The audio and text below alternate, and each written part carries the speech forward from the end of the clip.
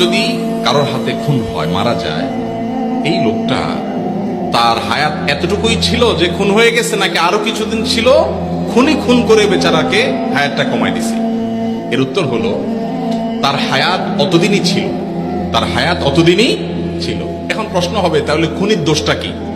তার হায়াত শেষ হয়ে গেছে, তার দুনিয়া থেকে যাইতে সে আরো সহযোগিতা না করবে, টাইম তো শেষ, তার তো যাইতেই হবে। তাহলে তারে খুন করে তার টাইম অনুযায়ী যাওয়ার পথটা সুগম করে দিছে, এবং কি দোষ করছে সে? ব্যাপারটা এরকম হয় না? দীর্ঘ আলোচনা করার সুযোগ নাই, শুধু এটুকু বলি, খুনিকে আল্লাহর পরিমাণ শাস্তি দিবেন এই জন্য যে তার হায়াত শেষ না শুরু এটা নিয়ে তো তোমার দায়িত্ব নেই, তোমার কোনো দায়িত্ব, তোমার তো আল্লাহ মালাকুল মউত বানায় নাই, বানাইছে? তুমি অন্য মানুষের হক রক্ষা করবে, কারোর জীবন যেন বিপন্ন না হয় সেই জন্য দায়িত্বশীল থাকবে।